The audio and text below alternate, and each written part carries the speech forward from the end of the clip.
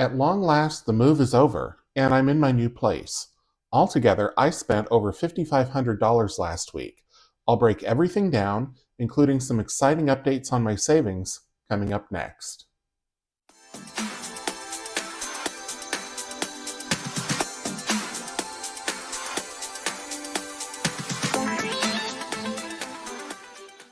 Welcome back to Ready Budget Go. My name is Drew, and on this channel we talk about cash budgeting, saving money, and achieving our financial goals.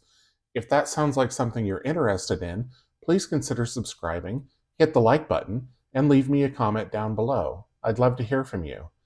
Today I'm giving an update on my spending for the first week of March.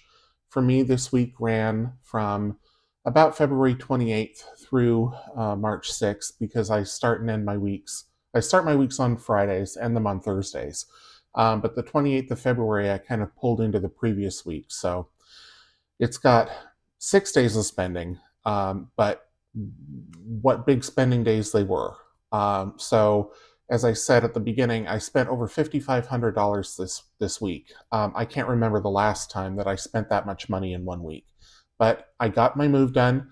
I'm in my new place. If you hear an echo, I apologize. I am using a microphone. However, this new apartment is significantly bigger than my last one was, and there's also less insulation and less furniture. So you may hear a bit of an echo until I get that figured out. But let's get into the budget, and I will start plugging in the numbers for the first week. So there was no income last week, which is pretty typical. I start out with a pretty hefty bank balance, and I'll show that when we get to the cash flow tracker, but I won't see any income until, well, realistically, until the middle of March, the 15th. But I did have carryover from February, so I'm just going to note that in here, that is what we brought in. And that'll be important because that was money for the move, and the move used just about every single penny of that, plus the other that I'd allocated toward it. So I'll start with the bills. So rent at my old place, I had budgeted $400, and it ended up being $345. And I do round these numbers up to the nearest whole dollar. Water, sewer, garbage at the old place was $221. Rent at the new place, I budgeted $1,750, but I also had to pay another deposit because, as I've mentioned previously, the place that I had intended to move to is not fully built yet. So they don't have occupancy permits, and it's still a construction zone. So I had to quickly find another place to live, and that meant I had to put down another deposit. So instead of being about $1,750 that I had planned on spending for rent at the new place, the total outlay came to $2,339. And I'll break this down a little bit more later in the cash flow section. Okay, in addition to all of that, I also had renter's insurance for my old place, and that was $14. But on top of that, I had renter's insurance at my new place. I had to go and get a new policy. So I will get most of this back. I don't know when or where, but because the number's so small and because I don't know how much I'm going to get back, I'm not going to worry about it. I will just add it to my checking account buffer when it comes in. But I also need to note that I did have to pay for renter's insurance at the new place. That was on the 2nd. So this is kind of an unbudgeted bill. And I should have seen this coming. Honestly, I should have, but I didn't. So that will be $15 for the new place, and then that's what it was. Now or actually, I should leave this as 0 because I didn't budget for it, and I was hoping I wasn't going to make any mistakes because I don't have the whiteout unpacked yet. So at any rate, $15 is the new rate for the new place. So it went up significantly over the previous place on a percentage basis, just because the cost of insurance has gone up. But also I'm in a different zip code, and I have different types of insurance. So I upped some of my insurance. So the premium went up. Last year I was paying $12 a month. Now it's $15 a month. So still very affordable. But on a percentage basis, we're talking about an increase of about 30%. So at any rate, that's where the insurance came in. I also got the iCloud bill, so that was $3. And then internet at the new place, I had budgeted $100. It was actually $80. And I could get that to $75 if I paid through my checking account. But for now, I'm just going to leave it on a credit card. That credit card does earn rewards, so it works out to about the same as with the discount through my checking account. So I'm just going to leave it there for now. Also, there was a withdrawal to the BLIP fund, which is one of my savings accounts. I'll talk about it in more detail later. I had intended to stop this, but I didn't catch it in time, so the transfer went through. And I'm just going to leave it in there. If I have to transfer it back later, so be it. But that was $205. And then lastly, my Orca card, I didn't put the $50 on that I had intended. And so the balance eventually got so low that it triggered an auto load of $50. But I also am going to need more. I spent way more on transit over the past couple of weeks than I had intended, mostly because I had to quickly go to the new place or go to the new town that I'm moving to or that I moved to and find a new apartment. And so all of that transiting around really put some miles on the transit card. So that's going to be $100 for March. And it's getting to the point where I will probably buy an annual or a monthly pass for months going forward. But for now, I'm just going to leave it there for 100. Okay, so that's it for the bills. Wallet spend, I will come back to later. Stockpiles, I had budgeted $1,600 for the move, and the move came to, let's see, I need to add it up here. So let me get out the calculator. And so it was $1,376.50 for the movers, $99.50 for a Lyft ride to the new place. Well, my stuff was in transit because I don't drive, so I take Lyft. Target, I spent $83.29 on things like a new shower curtain liner, shower curtain hooks, a bath mat, because I had a stand-in shower in my previous apartment, but coming here, I needed that. I also needed some more storage containers and just a few other things for the new apartment. So that was $83 and change. And then $1.10 to the postal service to change my address. So the move cost me $1,560.39. So that is what I'm going to write in here.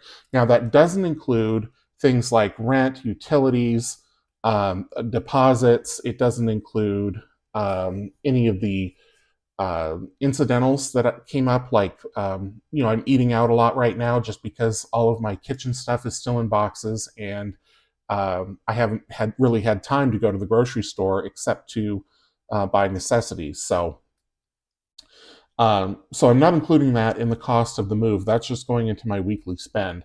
But the moving day cost itself, $1,560.39. That's high, but it's within what I planned for. I upped this because it was looking like it was going to be more than I initially thought it was. So I'm glad that I increased that amount. Okay, so that's it for stockpiles. Savings and extra debt, $255 is what I sent to my emergency fund, so that is on its way. And then that's all we can do on this page for now. So we'll move on to the next page, which is not the cash allocation. I just do that at the start of the month. Next is the cash flow tracker. And so before I do this, I'm just going to break the video real quick, just so it doesn't get too long, because I have a lot of transactions to enter. So let me do that real quick, and I'll be right back. So this is the cash flow tracker, and this is essentially like a check register. So I use this to track all of the money that goes into and comes out of my checking account each month. And looking at this, I realized that I forgot to write in the beginning balance. So what I'm going to do real quick is just pull the one from February, which should be in the back of this section. Let's see. Cash allocation, cash flow tracker, there it is. So we had $4,533.80 at the start of the month.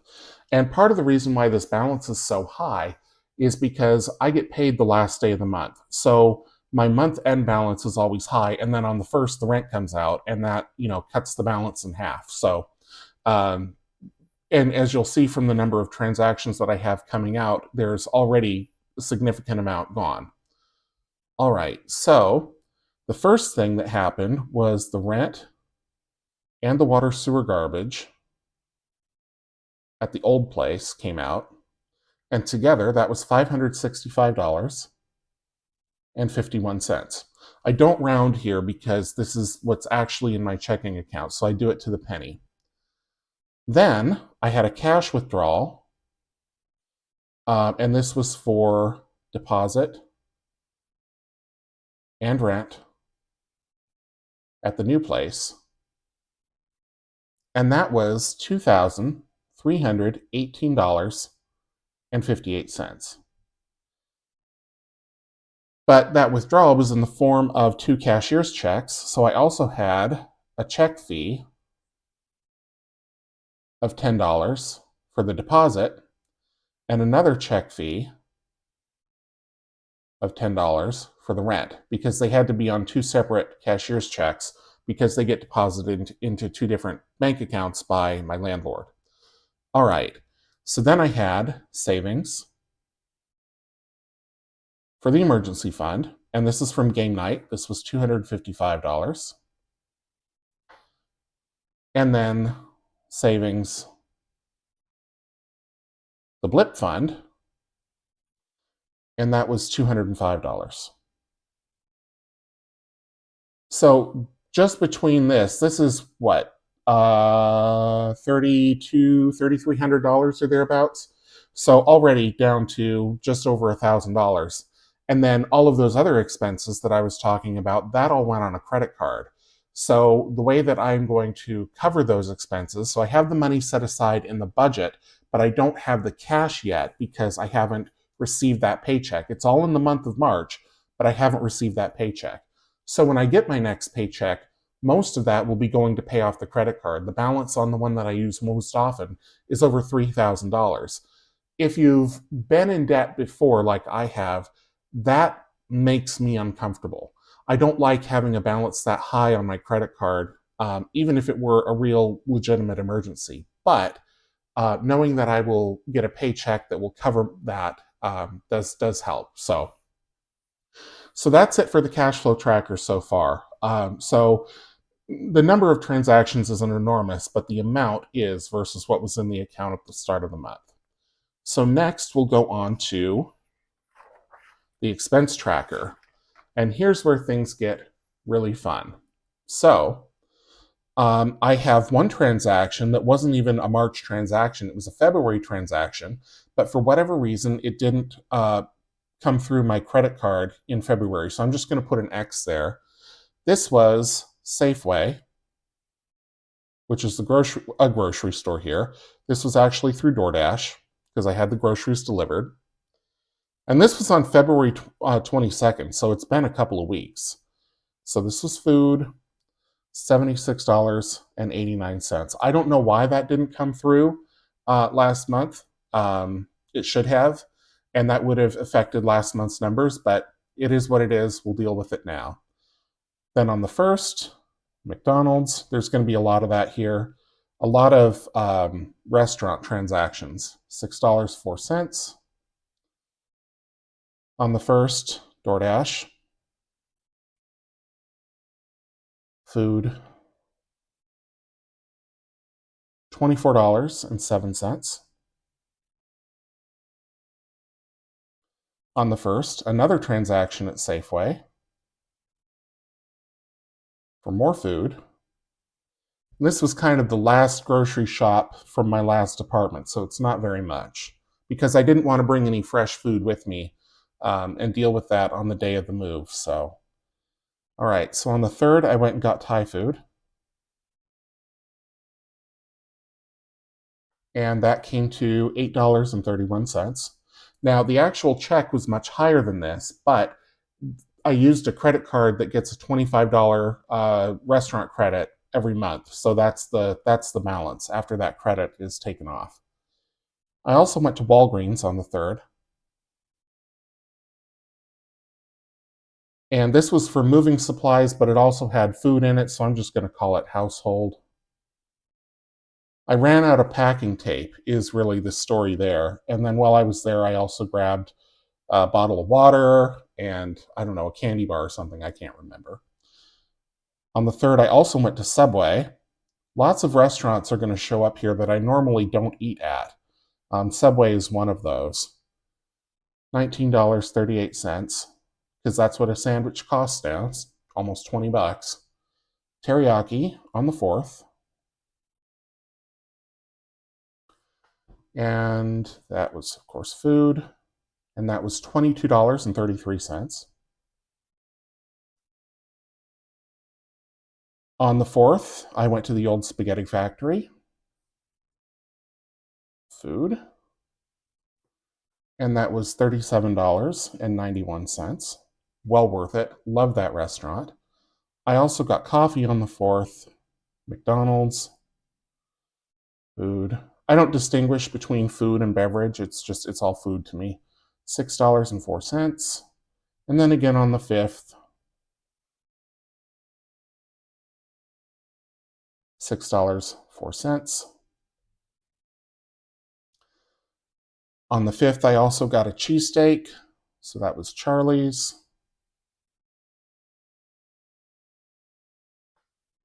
$28.42. Another awesome sandwich that it just blows my mind what we pay for food these days. Qdoba on the 5th, another place where I don't normally eat. Food, $20.72. The 6th, McDonald's again for coffee, $6.04.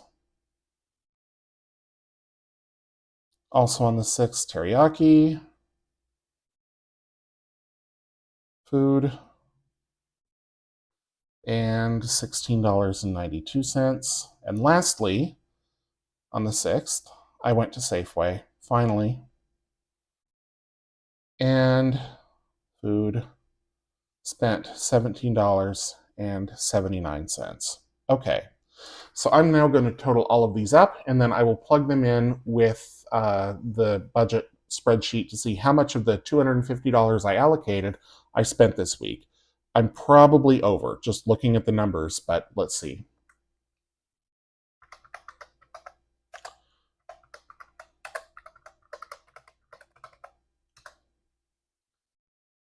Okay, so $360.59. So I'm going to write that total here in the budget.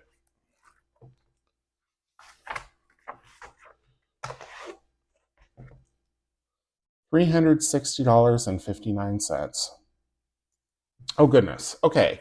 So I'm over by over $100. And a big chunk of that is the $76.89 that didn't get charged last month, but I'd have had to pay it eventually. So even without that, though, I'm still over by quite a bit. I'm giving myself the grace that because it was the week of the move, and this move was incredibly stressful for the reasons that I've already gone over and others. My new building doesn't have a loading dock, and consequently, finding a place to park the truck was really difficult, especially since for my studio apartment they sent a big semi truck.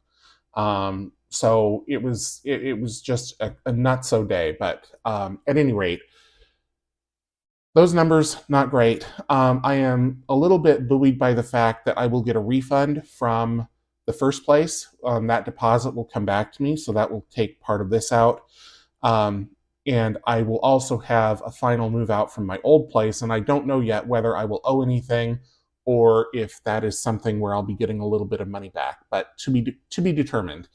And so I will note those here at the end to plan for in April, just because if they don't come in March, I want to make sure that I put them in my April budget. But as far as where I'm going to find the money to cover the overage, we'll see how the rest of the month shakes out.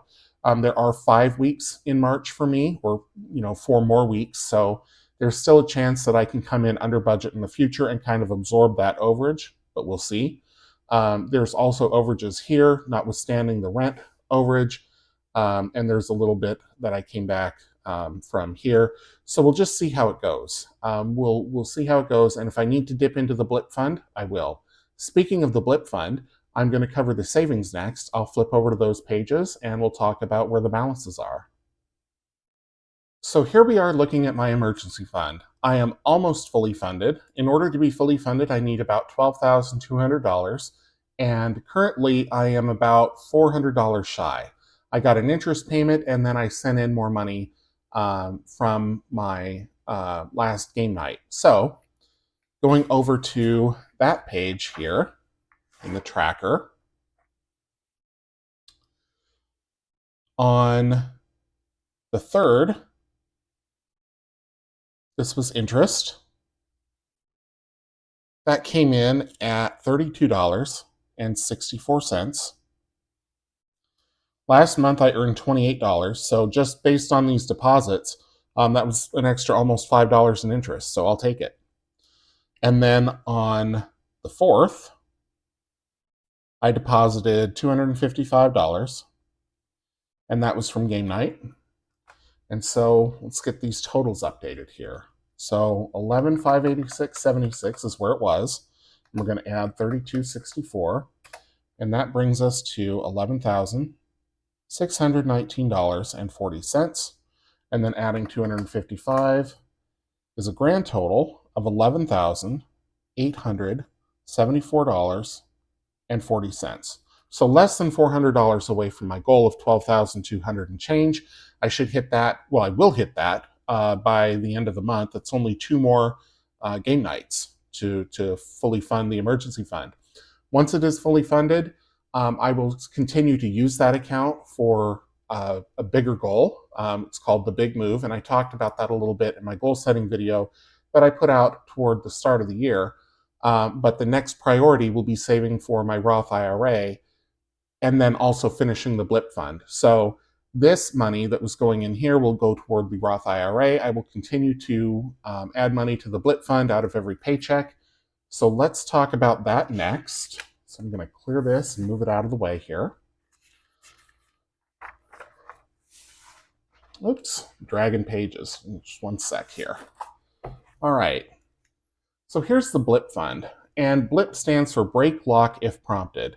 So this is something where I am going through and adding in $200 out of every paycheck toward about $2,400 goal, where this is money that if I need to pad my budget just a little bit, an unexpected expense comes in or what have you, then I will have that available. So in terms of a deposit, let's see, it was on the 4th is when it hit, and that was $205. And so that brings it to $815. Now, does this account earn interest? Yes, it does. The interest rate on this account is 3.1%. The interest rate on my emergency fund account is 4%. So significantly less interest, but this account is also more liquid. If I got myself into a position where I needed cash from this fund, I could have it within 24 hours.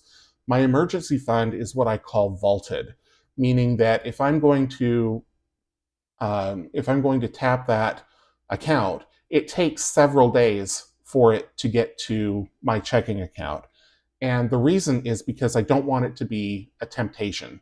I don't want to think I've got, $12,000 that I can just blow on whatever. I want it to be for real emergencies and also for long-term emergencies.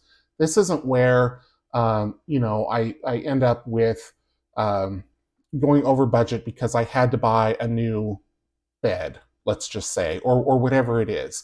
An emergency to me is something that is longer term and more impactful. So this would be a hospitalization, a job loss, short-term disability, long-term disability, anything like that.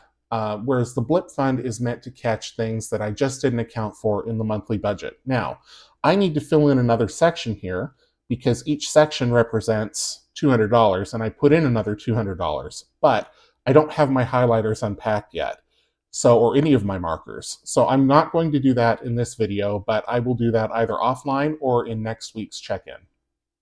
But for now, that is really everything that I have to share for this week. These trackers and uh, what am I trying to say? The trackers and the sheets are normally available in my Etsy shop. My Etsy shop is still on hiatus for the time being. I am looking to get that reopened as quickly as possible, but I have to finish unpacking first, and I am maybe 50% of the way done. I also have to get new furniture for this place, so that's going to have to be something that I budget for in April. And in fact, before I forget, I need to go back to the month-end budget for, I'll go all the way back, for March, because at the end of each month, I do write down things that I need to account for in April, and I will look at this before I do my April budget, which should be sometime next weekend. So let's see, things to remember for this time next year. I'm just going to use that for April.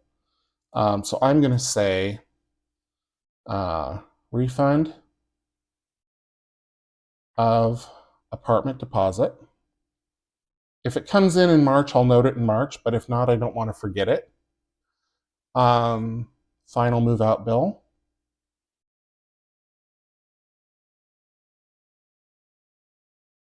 And new furniture.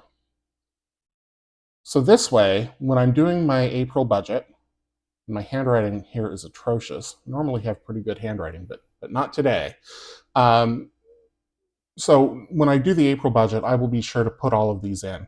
I'm really hoping that April is, well, it should be calmer than March, but still with these things kind of hanging out there, we'll see how it goes.